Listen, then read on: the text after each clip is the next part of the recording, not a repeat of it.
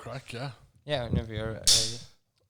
Okay, welcome back to Everything from Nothing, Ireland's most educational podcast. This week we're joined by Mr. Flan Quigney, who's my old teacher. Young, but not that old. And you were my principal when I was in Scoil. Yeah. Yeah, so... Good. Yeah. So, we've come to complain. I know. Well, I have a fine steak here. There was a few baitings you didn't hang down. Yeah, no, Kieran was very troublesome. And he's still troublesome, you know. I've seen a lot of that steak. Yeah. That's why we have the steak here in case things get out of hand, Right. you know. Yeah. But you're from Clare, Flan, aren't you? That's right. Whereabouts? A place called Quigney. It's Quigney. in about 6 or 7 miles east of Innis. All right. And, What was that like growing up? yeah, sure. I was raised in a farm. And sometimes people say, what took you over here to Tipperary? Why didn't you go back to Clare? And I said, well, we had a farm at home and the work was hard, so I ran away. Perfect. Yeah. So you had to be the correct distance away from home that you wouldn't be called. You wouldn't be called to Yeah. load of turf or tram hay or something And like how that. many of you were in it? Like, There were 5 of us in it, yeah. Well- I was the youngest. I still am. brilliant. Yeah. Class. So Still I really like this Yeah. plan that you're actually saying that like farm work was harder than teaching. I Yeah, find that really reassuring, given what a lot of people say about Yeah. teaching. yeah. And they'd be quite different, all right. But yeah, the farming, I always dodged. They'd be working on a Sunday as well, which I hated. Yeah. And I always dodged that. Yeah. Was it crop farming, everything? Yeah, animals? mixed tillage, tinning turnips and Okay, picking right. spuds and all that. Yeah. Were you the only teacher out of the family? No. No, actually, there's a good old line in us. Teaching. Is there? My granduncle, I believe, was a teacher, Wow. and I had 2 aunts, and I had cousins, and then myself, and I have 2 daughters teaching. Oh now. yeah. Very good. You Yeah. didn't manage to put them off of it then. No, I'd let them choose themselves. I wouldn't. Yeah. I wouldn't. Influence them one way or the other. But yes. Spoken like a very good teacher. So. Yeah. I don't know. What was it like growing up there, though? Yeah, good. Like I had a good old time, sure. Spent a lot of time hurling when I wasn't in the bog or someplace. Yeah. I'd sneak away with the hurley on my bike, Yes. and I loved looking after sheep, funnily enough, and lambs. I had a pet lamb. Wow. And raised him, and I bought a bicycle for the price. Oh, yeah. £6 and 10 shillings, I think. You were I got- entrepreneurial. Yeah. And what about what did you enjoy about working with the sheep and the lambs? What was- Yeah, I loved minding them and going out in the morning. My father would give me a nudge to go out and see are there any new lambs. And Yeah. I loved that. Even up to my leaving cert, I'd be out. And if there was none, fine. But if there was, I'd come in and tell him and he'd take over, then I'd head off to school. Yeah. What was it about the sheep?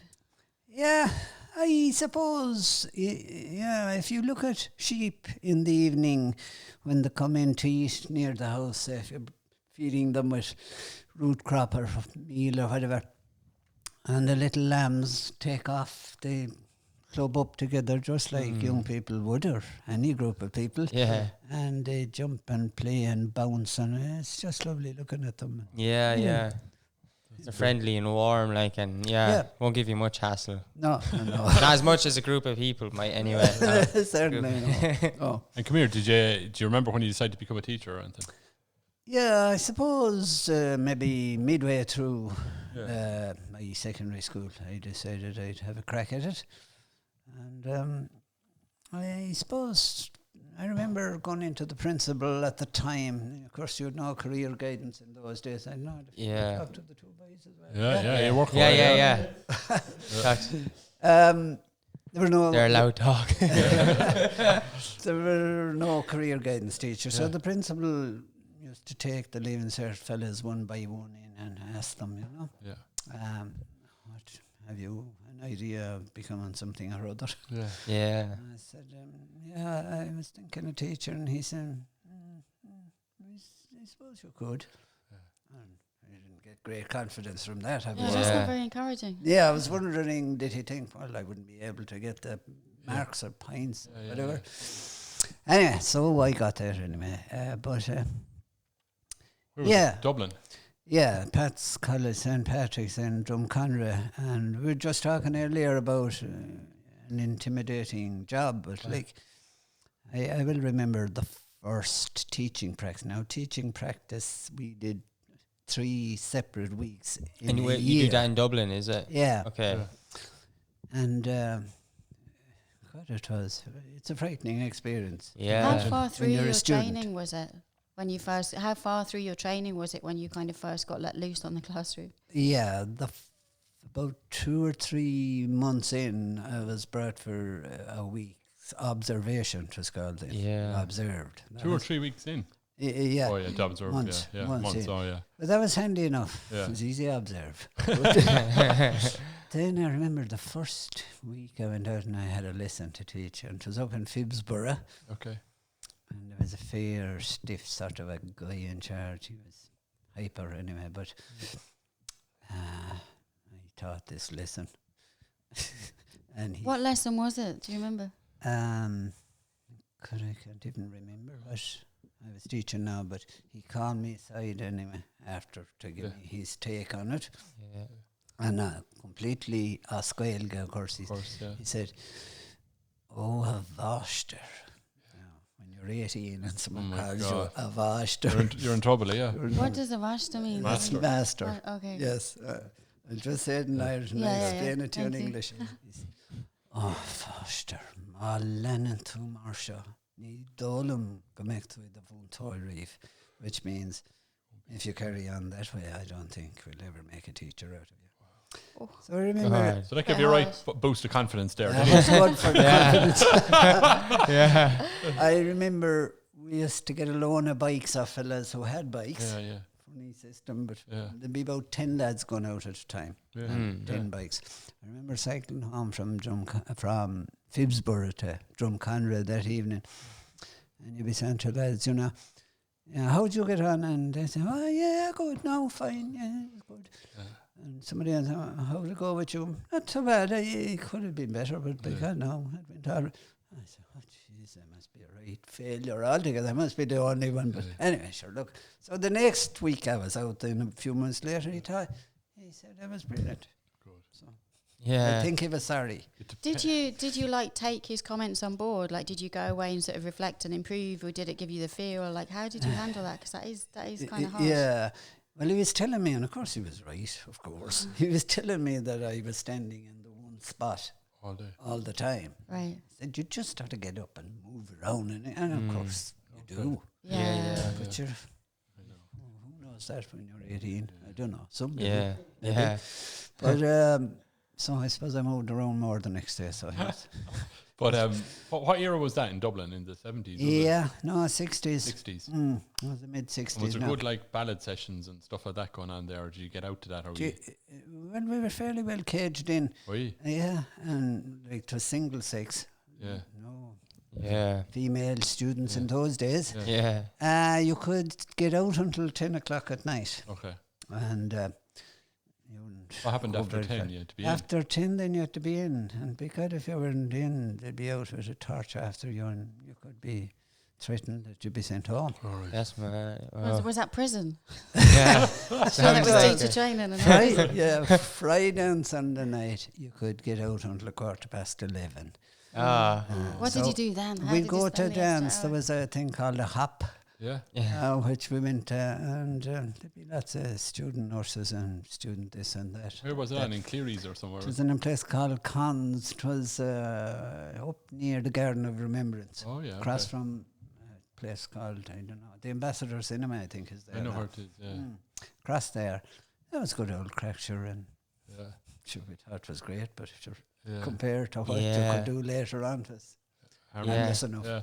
And did you stay up in Dublin like for till Christmas, or was it? It wasn't home. Home every weekend. Not Had a at job? all, No. no. You went up in September and you came home the week before Christmas. Yeah.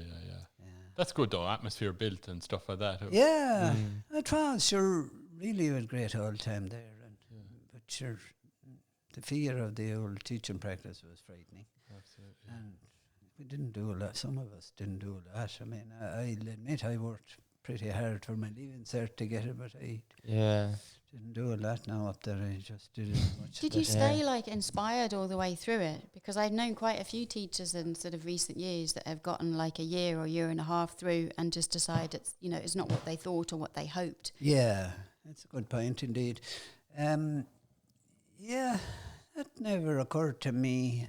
I'm sure I met people just like what you're saying there, Ailbhe, all right. But no, you kind of plough along and say, sure, I should know after 6 months how I'm going. And then you say, I went, okay, I'll keep going. And I was only saying to my own daughter the other day, like, you'll be teaching away 2 or 3 years and you wouldn't have a clue what were you like. I remember one day I was staying up in digs up here near the race course, and the man I was staying in, the house I was staying in, he was a builder. And he came home one night and he said, you're teaching John Ryan from out here towards Holy Cross. I said, because I got great reports about you today from his mother. That kind of surprised me. That was nice to hear. 2 or 3 years teaching. Like we all need the little. I know, Yeah, you need guidance and you need that feedback to know, what do you need to change and stuff like that. Yeah. I could tell you enjoyed it. You enjoyed teaching, didn't you? Like I did. Yeah. I did know. When we were in school. Except when you were in my class. I was sent to challenge you, you know. Yeah, we were hearing lots of good reports of you, and we said, you know, we'll have to take him down a peg or two. Do you know what I mean? Yeah. But I know you seem to buzz on it like every day, you know. I suppose, hopefully. How many years did you do the teaching for? A good lot, Ailbhe, now.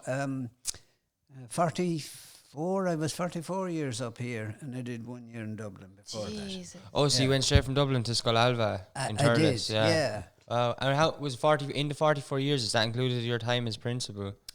Yes. When did you become principal at the school? I became principal in 1997.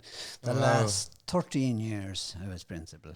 Yeah, our class was actually the last 6th class, so we left when you left, kind of thing. Oh, go ahead. Yeah, so that was your last. My last year, and there was your last year, and there whatever. It was really interesting. Yeah. One question I'd ask you: do you remember? I remember like always hearing your voice on the intercom for when someone would lose like a sum of money, and that's what you'd say in the thing.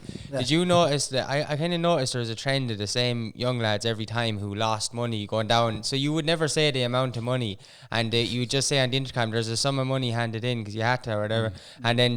But you'd have the same lads lined up every time trying to guess the money. I don't know how it was that. Like, do you remember that? Like, I don't know how you'd even. I would like. Yeah. Get a lad chance in his hand. Yeah, there's definitely one or two. And definitely was. But Flan, did Kieran ever win the money? What you say? 50p, Kieran, was it? 50p, yeah. Did you ever win the money? I did several times. Yeah. I'd go for €1. That's what I used to do. It's fairly common. You know? Yeah. I'll tell you a story about chap, I won't mention his name now for some reason. We've no insurance here, Flan. You probably remember, he was in your class. Yes. And in those days, there was Sammy Stamps savings. They were nice days. Credit union, yeah. And Mick Burke used to send round 2 lads with a biscuit in, collecting the stamps and the money and doling out the stamps. Yeah. But they'd come into the class and you'd be in the middle of teaching Irish or whatever, English or maths or whatever, and could be a bit of noise. And obviously they'd be say, how much have you? How many do you have? If it's whispering away noise. I said one day, lads, look, you'll have to do that now out there in the corridor because I have to get on here at the teaching. Right, so out they'd go. Yeah. So that was the system. And then there was this day anyway. For some reason I was a bit suspicious, and this fella was coming back in along with his hands hanging, and we'll call him Jim. Yeah. That was his name. Was that because that wasn't his name? Yeah. I said, Jim, how many stamps did you buy today? Yeah. Very sheepishly, he said. None, sir. So, what are you doing outside the door, so? And then some fella said, sorry, he goes out there every day just for the mess. Yeah. And I said, all right. From now on, I said, anybody coming in has to declare. It's like the customs, anything to declare. Yeah. So that's an example of what are stamps? saving stamps. Oh, so how, like, you bought a certain amount and then... Yeah, you'd like have a book, and in our time it was €1 for a stamp, or it was a 50 cent, I can't remember, but I think it was 50 cent. But yeah, so you'd have a book, and it was run by the credit union, wasn't it? It was, yeah. And who sponsored this podcast? Thank you, Credit Union. Yeah, they actually funded us this equipment. Good Anyway, for them. yeah, it was really sound. But yeah, so you'd have a book. I think it was like 40 squares in each thing, 20 on a page, and yeah, it was basically just a way of saving money kind of That's thing right, for yeah. So then you cashed them in. Yeah, you could go up to the credit union then after, was it? And then when you had get your money out if you wanted to. Yeah. I feel like I need that now for myself. Yeah, I feel yeah. like that would be a good thing for me right now. Yeah. I also remember the first day I met you was, you know the way, because you go from, was it junior, infant, senior, first class? Yeah, it's Scoil second class. And so I remember it was our last day. I was up in the Ursuline, and it was our last in Scoil Angela. I was up there, and it was our last day there. And on that last day, I think we went to Scoil. We went to Scoil Ailbhe, and actually, to have a quick look at the place or something like that. Yeah. And I remember we were all in the hall. I can't remember if the teachers from Scoil Angela put us in the hall or whatever, but we were waiting in the hall for ages. Yeah. And I remember you just came in with loads of tennis balls, and I wasn't sure because I never played with tennis balls, or I didn't play tennis before, so I wasn't sure what we were going to do. But then we were like all like shocked then when we were seeing that the tennis balls is actually what you use as soccer ball. Oh, yeah. That's what we use, in Scoil Ailbhe. But I wanted to ask, like, was it your decision to use tennis balls? Because I was talking about this, like, I mean, everyone in Thurles is aware of this. I mean, sorry, not everyone. A lot of people are aware of how many great soccer players actually came from that school, and that's not even any joke, because of they used to play with a tennis ball and not a football, and it like added this whole level of skill, like. Yeah, no, I'd like to say that was I invented. Yeah. But no, it was there, a tradition. It was there. It was always was it? It was for quite a number of years back. Anyway, that's mad. And what was it? Just to stop breaking the windows, kind of? Yeah, like you wouldn't allow a big football, like to mark the walls or that, even as well. But it worked though. I met some really good soccer players. Good, we used to play with a tennis ball ourselves when we were in the college. Yeah. When there'd be free class, there'd be mighty tennis games. We did tennis ball as well when we were there as well. Yeah, that was the other thing I remember. The tennis ball, and then when you fell, you got busted. You were like falling on, you died on tarmac, you know. It was good though. What kept you teaching for all the years? Because teaching is one of those things, like, I work in medicine, and like it's quite prone to burnout. Like, it's quite a difficult job, that sort of giving and giving and giving. Yeah, it's a good point. Well, I think I was 32 years at it when I became principal, so it was just a time where I felt it would be nice to do something a bit different. Yeah. And there was quite a difference between a walking principal or a non-teaching principal and a teacher. So, I enjoyed that, strangely enough. So it came at the right time, really. It came at the right time, and I loved it now. What was good about the principal job by comparison? You could boss people. No. You were sitting there with the stick. No, I'd say that if you had a vision, you could see it through. That's the main thing. That's really cool. Yeah, because when you're teaching, like, you could have a vision, but tough. The principal might say no. Yeah.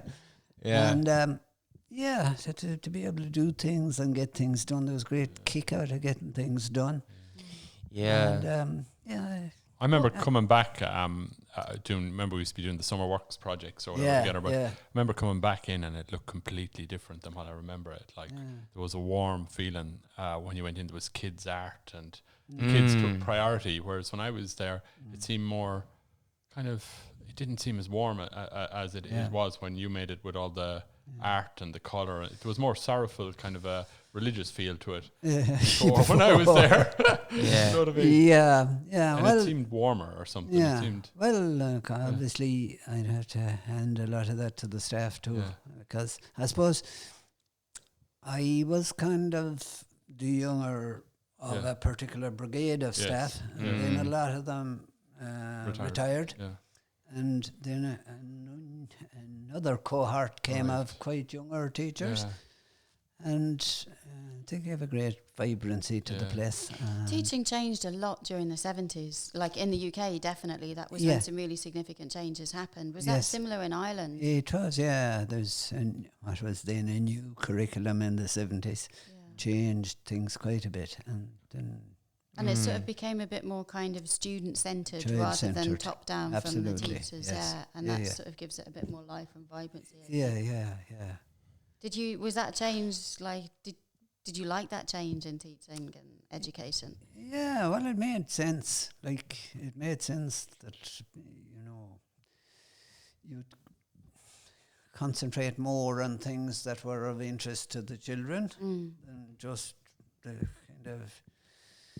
I don't know, probably old-fashioned way of teaching and old-fashioned subjects, a new look at things and things like nature study, and which wasn't there before, and more of an emphasis on art and PE and stuff like that.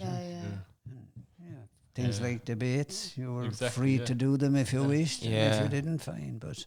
Yeah, I love that you didn't try and control things too much, and that, like, I remember our Friday debates, we used to be killing each other, and you just kind of like let it on. It would work itself out in the end, like, wouldn't it? It would kind of.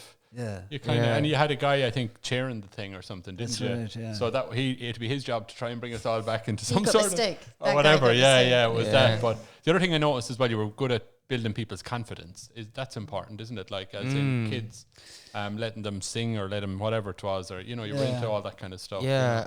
Well, it's good to hear that. I'm sure you don't know. God, you don't know. Has it been 30 years since you had it? Was it since you had that last feedback from that last mom? Was that the next feedback that you'd get a good bit of feedback. I'm not a drinker, but I would go to. I used to go to the monks quite a bit to hear the music, and sure, you'd meet guys like lads now there and have met for 20 years, 30 years, or maybe around holiday time, some fellow home from Canada or someplace. God, you wouldn't have a clue. Yeah. Sure. And generally, the old feedback was nice. But I met one fellow one night. He didn't tip a I hope. Yeah. My past pupil. In fact, he wasn't a past pupil, but he thought he was. You're joking. And he was probably drunk. He was drunk out. Yeah. And he said to me, he said, I thought he was. That's right. You made a bad job of me. I said, well, I never taught you. You did. You beat the loud out of me. What the hell? I said, well, I couldn't have because I never taught you. I said, no, I taught your brother. Yeah. And he said, no, you made a bad job of him. Well,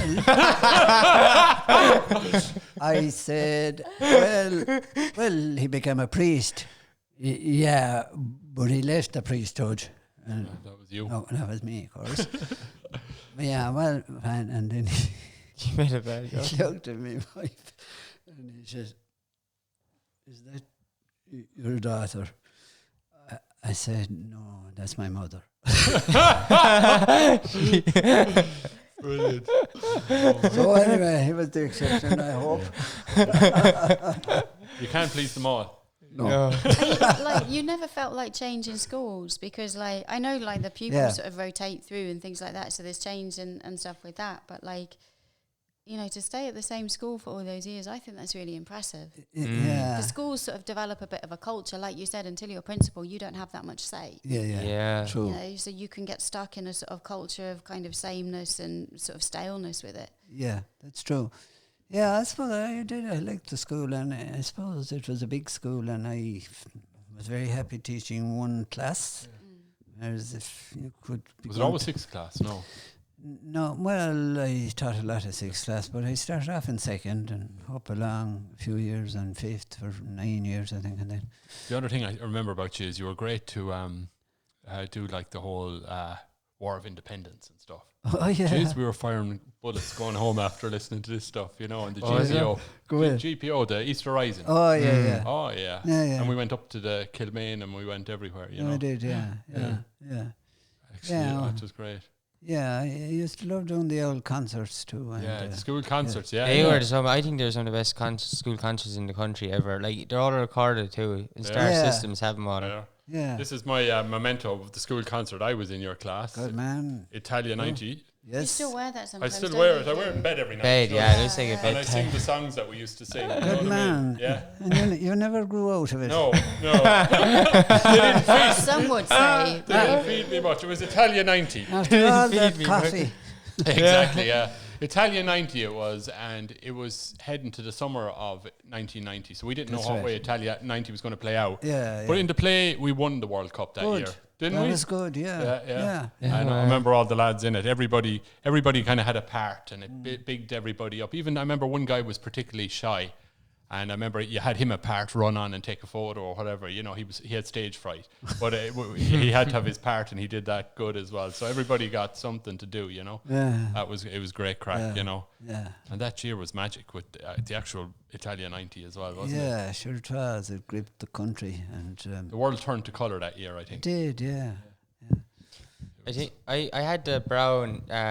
We were also the last year in second class to have the brown, or the red. No, the brown desks. Or those do you remember? I do. Oh, those ones, yeah. Yeah, like the chairs connected to the table.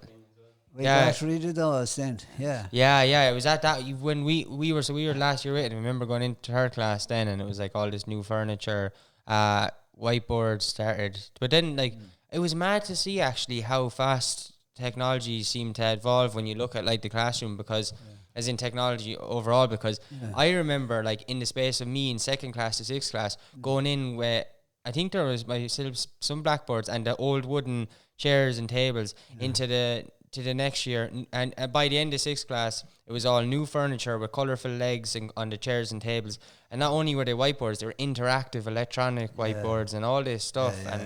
It was mad that even in just those few years I was in the school, the change in technology so quickly. Like, well, it was great, and I often remember, and when Hugh was in my class, we'd be doing a map, say France. We'd be drawing the map on the board and talking about it for 3 weeks, and trying to point out where places were. And so here's the interactive whiteboard. Sure, that's France. Look at it. There it is. Yeah. All the time we waste. Well, it was a waste of time, but sure, it had to be done. But in a weird way, like someone had to do that so that we could advance to be able to make interactive whiteboards. You know what I mean? Like, as in that's the sort of not the exact person who is doing that out, but like as a sort of collective, as a human race, like that sort of stuff had to happen for us to figure out how to make the interactive whiteboard. Yeah, so it was all valuable. Yeah, and you've written books as well, Flan. I did.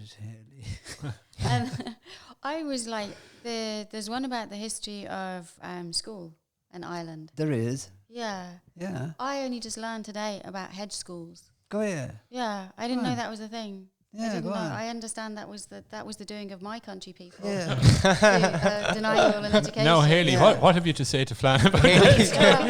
Sorry. When I hear anything like that, I always feel this kind of like shit, like this, sort of, oh, we did that. But wasn't your fault. What's really impressive is like the fact that the hedge schools were created from that.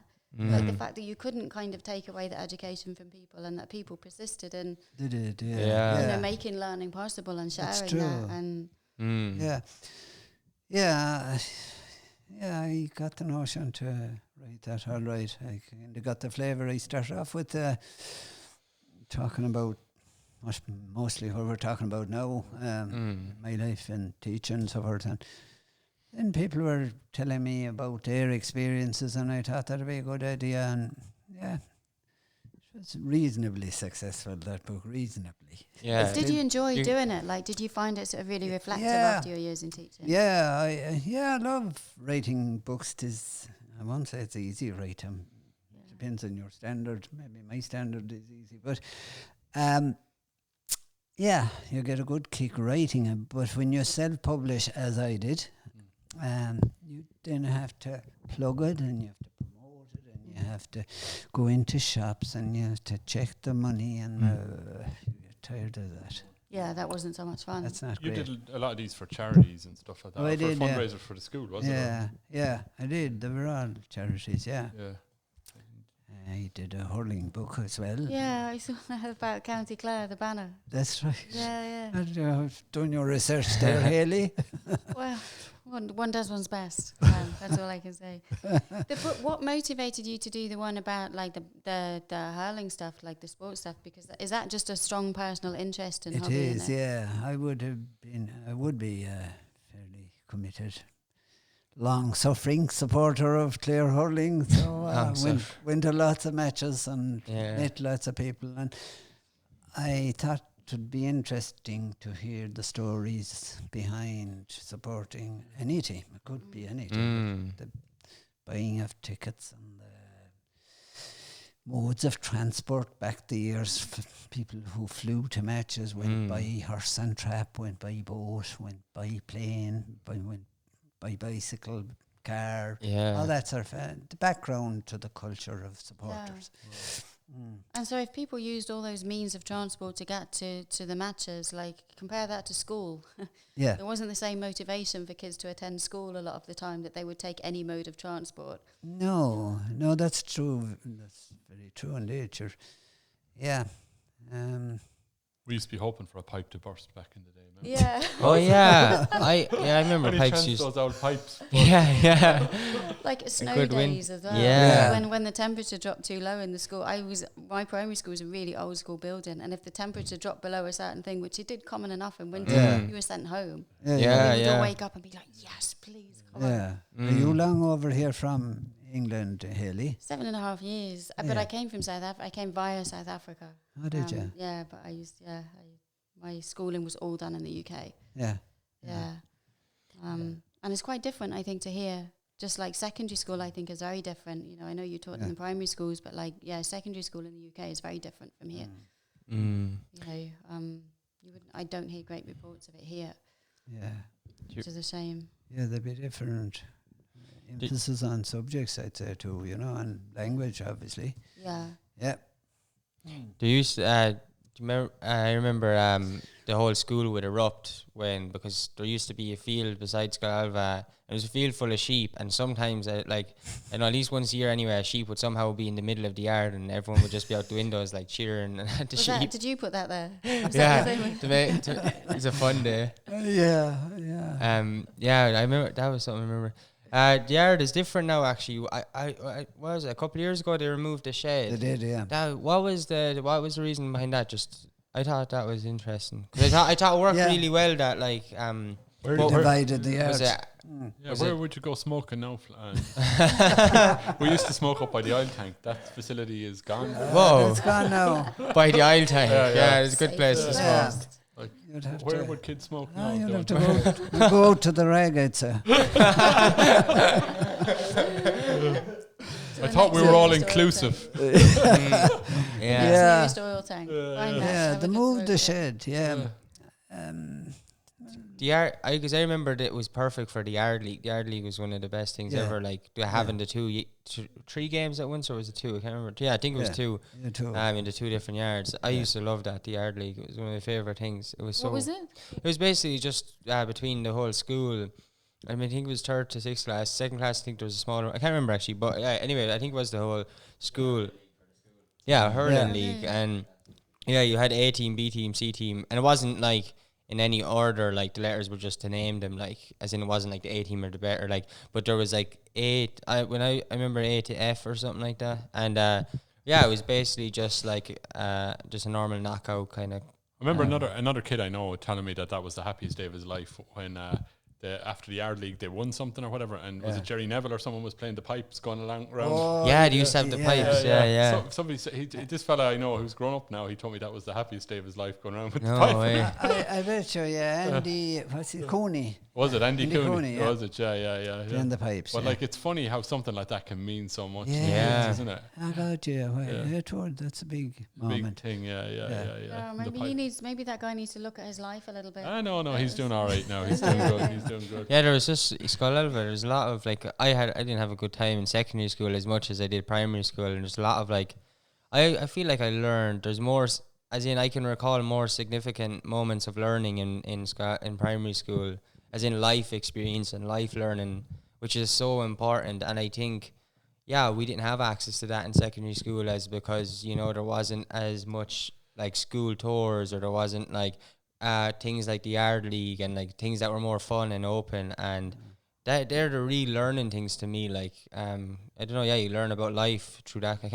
You learn about life through that kind of stuff, like win and lose and so on. Yeah, That's good. It's true. It's kind of all those things that we learned in primary school. I think you're right. Like it was just, I don't know, were they organic the way they came about or whatever. But I hate that word, like curriculum. It gives me the shivers. You know what I mean? Or syllabus. Yeah, like, it's just horrible. It's kind of like putting the kids into factories or something, isn't it?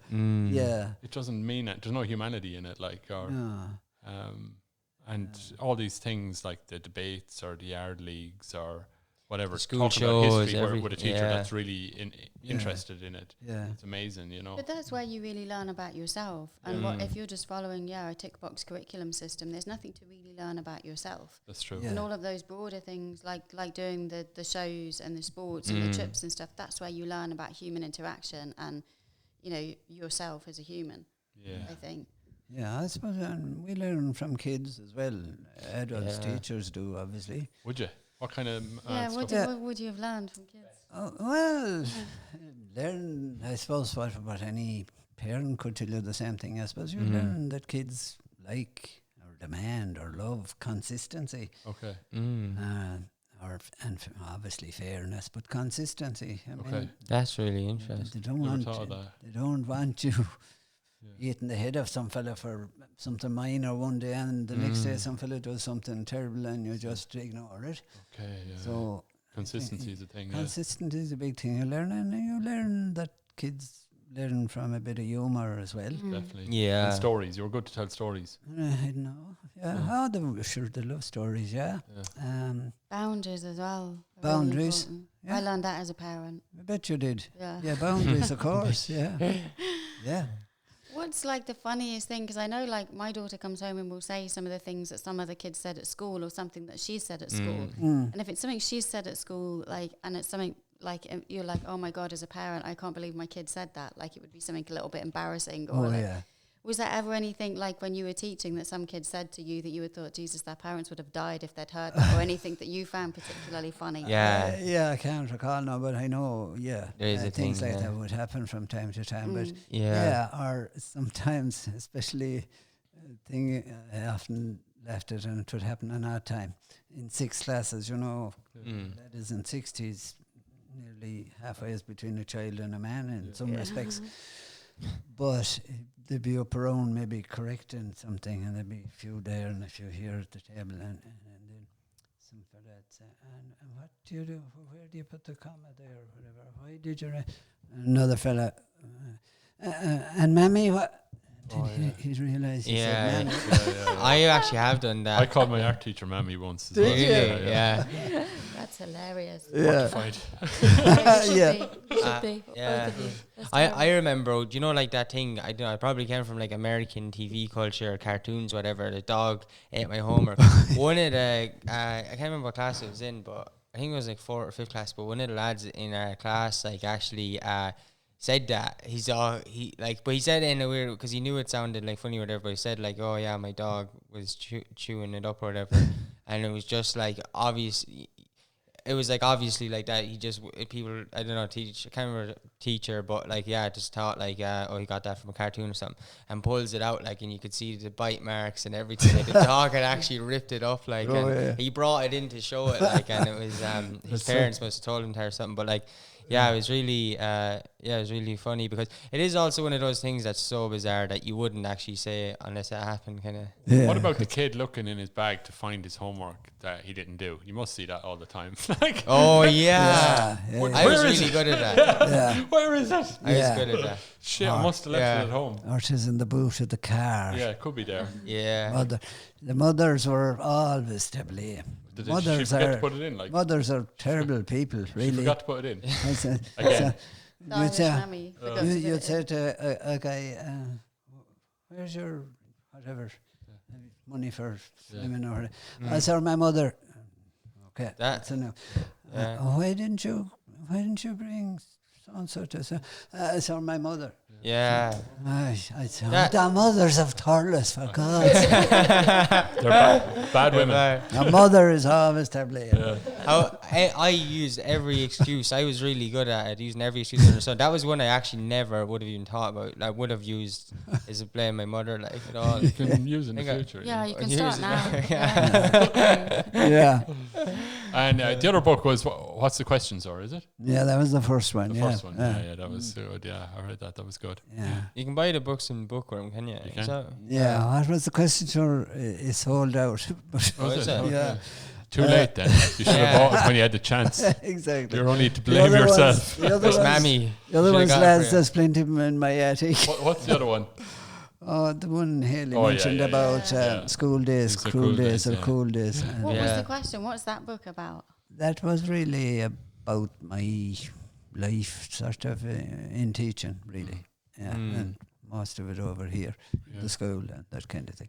Did you find sort of in writing that you, like, because it's easier to learn, I know in like certain jobs and stuff that I've done, like, you don't really learn to full effect until that job is over or something like that. You know, like you can learn day by day and you get sort of good experience, but there's other realizations when that has finished. Yeah. You kind of go, oh, and you sort of piece things together in a different way. Did you get that experience when you were writing the book a little bit? Yeah, that when you're finished, that you've forgotten something, is it? No? Yeah, just like that you have new realizations around it when the job is over or when that time in your life is over and you sort of you have that ability to step back a bit. That is true. Yeah, I had no notion I'd be writing anything. Only a few people said to me, you see above, when I'd be talking about something happened maybe 20 years ago on the school, oh, you should write a book. And I say, yeah, I could write a book. Who'd read it? They would, yeah. So, kind of. And I heard it a few times. I said, sure, maybe I could. Yeah. So. And did you enjoy the process? Yeah, I did. Look, I could have done a lot better because most people who write books, or a lot of people who write books anyway, go to courses on how to write a book and things to watch out and pitfalls and so forth. Did I do that? Not at all. I just tore into it. Yeah. And I had it done in about 6 weeks or 2 months, which is ridiculous, really. Yeah, that's right. No hanging around. No, hang on. People spend years writing books. But do you remember around the same time you put on that show? It was very good. It was kind of a variety show. Oh, yeah. You did in Clare first, didn't you? We did in Limerick, yeah. Sorry. My daughter is living down there. So for her school, was it? It was for her club, community, I suppose, parish. But then you redid it up in Thurles. Jeez, people loved it. Like it was full, like. Whole thing, it was good. I loved that. I enjoyed doing that. Oh God, I did. There were so many people involved and so many sketches and short bits and music and everything. It's just kind of like the good old days or something like that, wasn't it? A bit of everything. Yeah, it was mostly impersonation of shows and things. It was brilliant. Do you think that teaching in the way that you did it, like, gave you a really good opportunity to sort of use your whole personality? Because it sounds like you had a really broad approach in your teaching. Yeah. I presume so. I imagine your personality would come across a good bit, yeah. I'd say that is true, yeah. But you were actively able to use kind of like your interests, sort of like you really enjoyed doing the shows and stuff like that. Well, I did, yeah. I loved doing drama, of course. And I was in a good few old plays when I was a young fella, and I was in a few when I was an old lad as well. But I took a long break in the middle. But yeah, I used to love doing, like when we'd be doing poems. I don't know if you remember Hugh, that. Oh, I do. Mad Dog and Brown Bread and all these kind of poems. Yeah.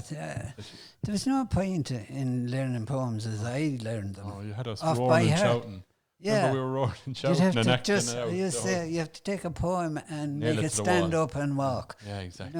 And I love doing that. Oh, that was great crack. It's very Dead Poets Society. I loved that. Yeah. Do you remember that Mad Dog thing or whatever? We were roaring and shouting or whatever about brown bread. But later on, I remember I was in kind of a punk band in England, and I found it all very easy because it was the exact same. I was thinking of the Mad Dog and the brown bread screaming and roaring inside in your house. So it was easy. What's the Mad Dog in the Brown Bread? The Mad Dog was one poem, wasn't it? And there was one poem called The Yellow Cat. That wouldn't be the one. no, I don't know. It was about a cat coming no, into this the is garden. this is definitely about a dog. A dog? Yeah. Oh, yeah. And where's the bread? And the one was about someone giving out about bread. A fella home, wholemeal bread. Yeah, that was it. Yeah. Yeah.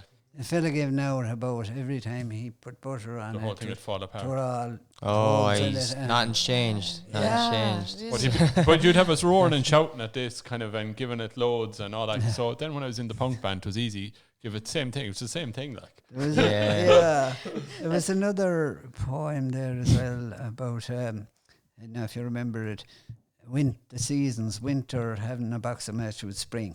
Oh, I think I remember that one. You said something about that. I think I remember. Spring having a box of match, I suppose.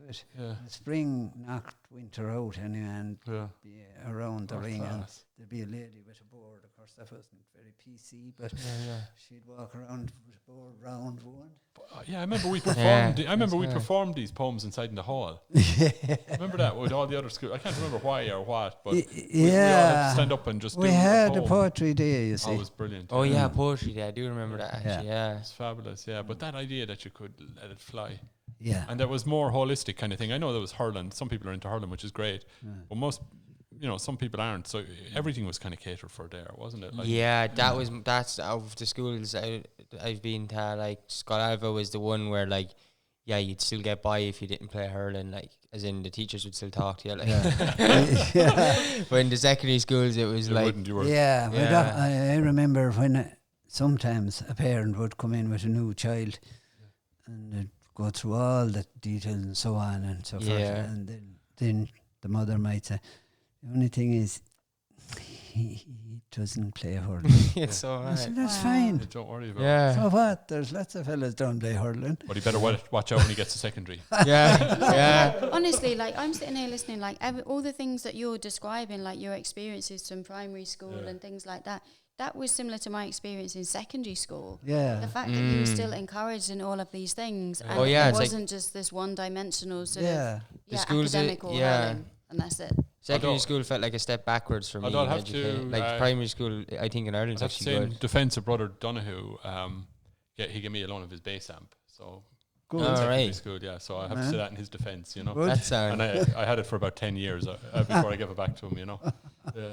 Very good. If you tomorrow, you were just given with no limitations and not over analysing it, just with sort of your wildest dreams, if you could make 3 changes in the school system, be it change something that already exists or add to it that doesn't exist, what 3 things do you think you would add? No limits, wildest dreams. That's an interesting one now. Or even you don't have no pressure with 3, even if you can go up with 1. I'd have to think about that. One I would have no bother with. I would strongly advocate a co-ed school. I just don't know whenever Ireland will have a co-ed in primary school. I know there are lots of co-ed schools, primary, but there are lots who are still single sex in this day and age. It's strange. Yeah, the majority, the big ones aren't they? Yeah, it's and especially I had 3 children. There were 3 girls. Yeah. And I would say, and I'm sure they wouldn't mind me saying it, that their knowledge of boys and so forth, they were in 3rd level, I'd say, before they really got to understand boys. I actually was, because I went through Scoil, which is all boys, and then I went to CBS for a while, which is all boys. And then I went to Bursley Secondary School, which is a mixed school. Yes. And I actually didn't know how to interact with the girls at all. It took me years of it actually took going to music festivals and stuff like that. It's really strange thing, but I think that's the case with lots and on both sides as well. Yeah. It's very bizarre when you go up and see at the back of the CBS and the Ursuline that on one side of this big wall there's loads of girls, and on the other side there's loads of guys, and it's they're kind of shouting at each other, and it creates all this weirdness between them. And it's ridiculous. It's really bad. It's unhealthy. Yeah, definitely unhealthy. I remember 2 instances to prove my point. I remember going down to the swimming pool one day with a group of lads years ago, and halfway through a bus load came in from Urlingford from a mixed school, And they all jumped in, the girls jumped in. And all my fellas, my class, we were down here at the end of the pool. The minute the girls jumped in, the just What? It's so mad. all went up here to the top. Yeah. And then there was the opposite then. We were playing a match, I think, against Drum and Inch, which is obviously Inch, which is a mixed school. And there was our dressing room, all the lads were there. But then I went in to say, well, doing our thanks to the... And the girls were there and they were taking off stuff, putting them on. Yeah. Nobody played blind bit of heat. Yeah. It was just, I think it actually, like, if you want to go back to, like, you know, I don't believe everyone's actions come from something, like, even the worst things. And I actually think that a lot of unhealthy Irish relationships actually can be stemmed from that, like, not having that early on experience of how to interact with the other gender, like, it's there's no. Basketball was a girls' sport because wrestling. Yeah. Basketball, Scoil never played basketball. Scoil was hurling on. Yeah. Basketball's a girls' sport, and any time playing basketball with girls, I felt like a bad girl. I felt like I was trying to be a girl or something. I know. Was it the skirt that you were wearing? This doesn't help. I was a bit of a girl. I used to go play basketball. Me and my brother used to go play basketball, and a few other lads with the Ursuline girls. So we were in primary school and probably playing with maybe first year Ursuline girls or something. Bertha McCluskey Holmes used to kind of organise it for us or whatever. Yeah. But we had great times down in that Ursuline with the girls. That was lovely. I was really shocked when I came to Ireland and saw how much division there was, like the single-sex schools. I didn't get it at all. To be having that in this day and age is so destructive. Because, like, you know, there's different ways in which males and females communicate. And if you don't understand that early on or get some idea of it, and you're only coming to that, like, at tertiary level education or after leaving school, Jesus, you're in trouble. Yeah, absolutely. Because of that, because of, like, especially, like, people that would have, you know, I'm lucky to have went, like, different paths, whatever, but, like,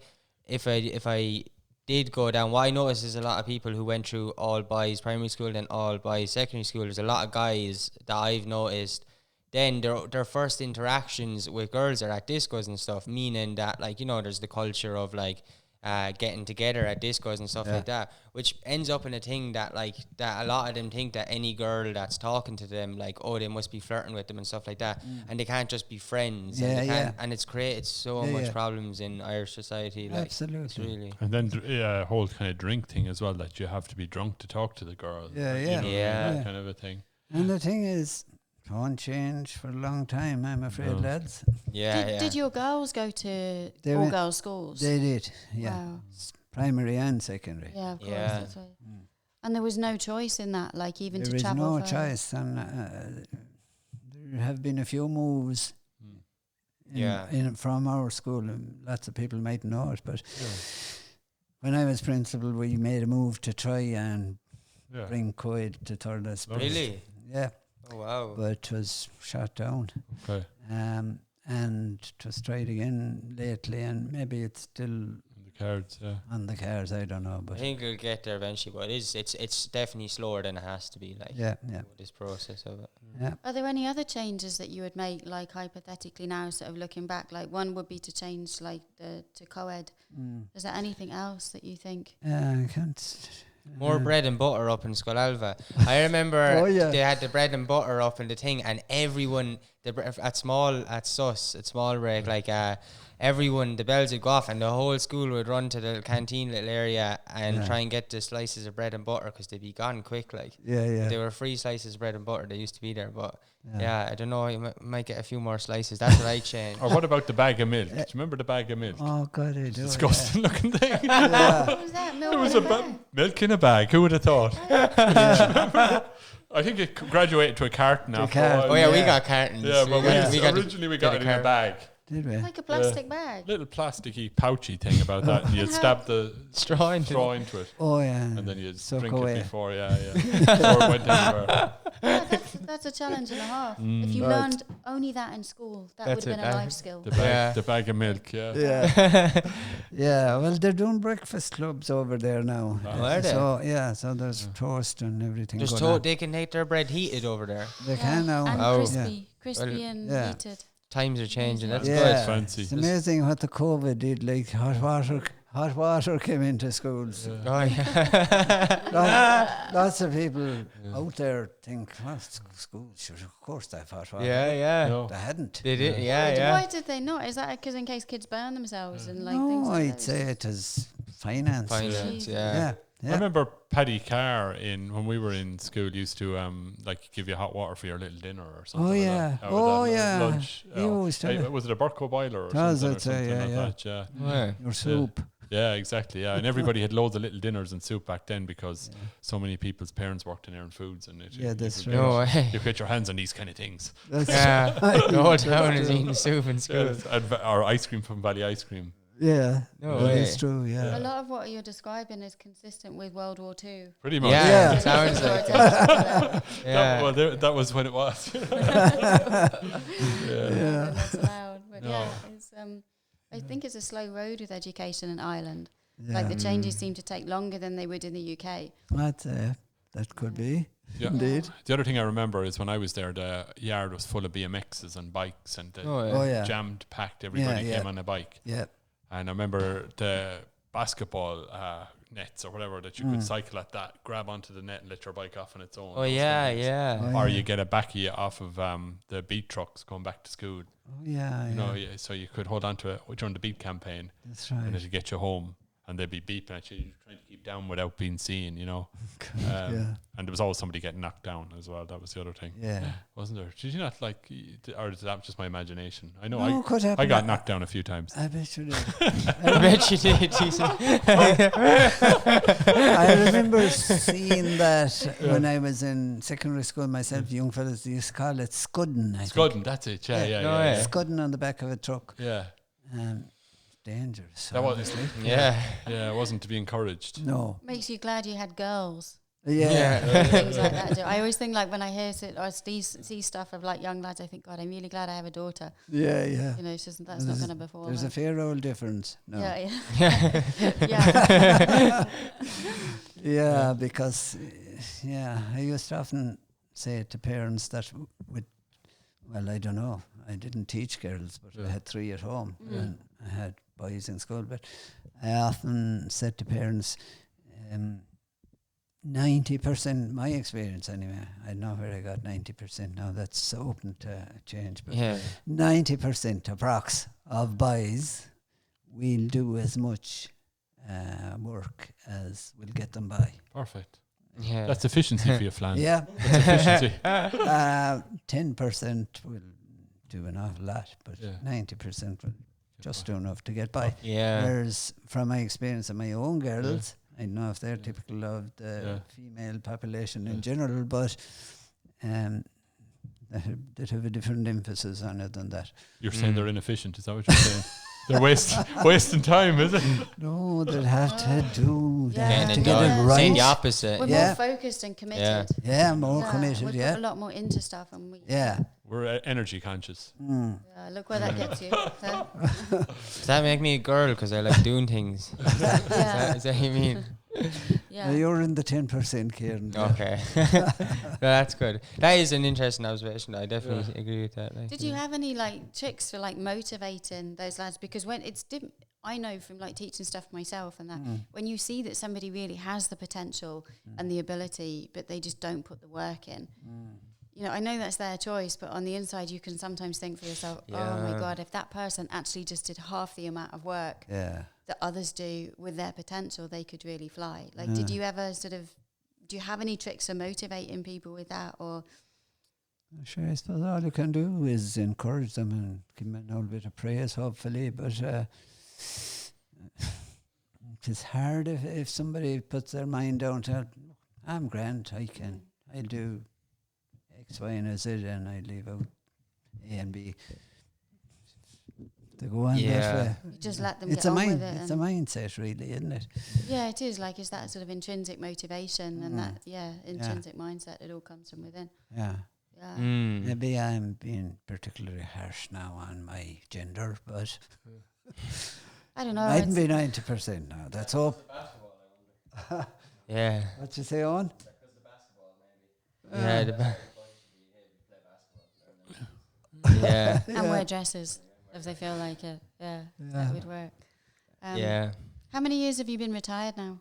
God, I've been retired, I believe, 11 years. And how's that treating you? Yeah, good. Very good. Really, generally. I mean, what have I learned? I think you mentioned the other day, Hugh, what have I learned from life? Yeah. Well, the first thing I've learned is that I'm lucky. You're an undertaker. Yeah. Go up there to a graveyard. You don't have to go far, and you see gravestones with figures on them that frighten you. Yeah. 26, 38, 42, whatever. Yeah. And here am I, in my 70s. I'm lucky, and I thank God for that. Yeah. What else have I learned? I suppose I've learned that communication, I think, is key in life, whether it's in your work or in your relationship or in your job or wherever. If people communicate with each other, I think they spare a lot of hassle. 100%, Yeah. What else have I learned? I think you shouldn't compare yourself to anybody else. Yeah. Because you're different to me. I'm different to you. Yeah. Like often when I was younger anyway, I said, I won't do that now because Thomas so-and-so, he didn't do that. That's nonsense. Yeah. Or so-and-so went to America and I'm like, why couldn't I go? Well, that's so-and-so. Or so-and-so changed his job, or so-and-so got married, or he didn't get married, or he did this or the other. Yeah, so-and-so is so-and-so, and you're you, like, kind of, I think just be yourself, because everyone is unique. Yes. And you do your own thing, I think.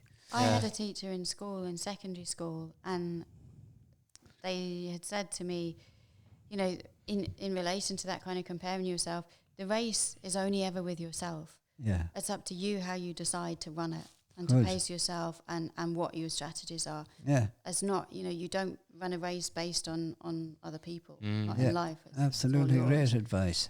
Yeah. It really stuck with me, because it is like, I love those kind of visual things that you get when people gives you advice. If you can picture it as well. Yeah. It really helps you along the way. Absolutely, yeah. Yeah.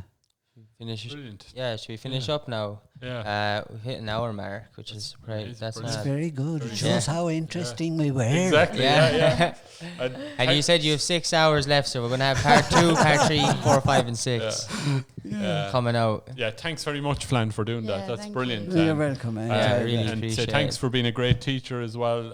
Every Okay. time anyone mentions your name, they all light up about thinking and about school. I remember even in primary school wishing you, because you were a principal the whole way I was there, wishing you were the teacher. But it was good that overall, now looking at it, I suppose it was better that you were the principal, because that's probably why all the teachers were sound, because the top was nice. Yeah, the top was good. Thanks, Kieran. Thanks. Flan's sitting there thinking he could have had this feedback like 30 odd years ago, and it wasn't born.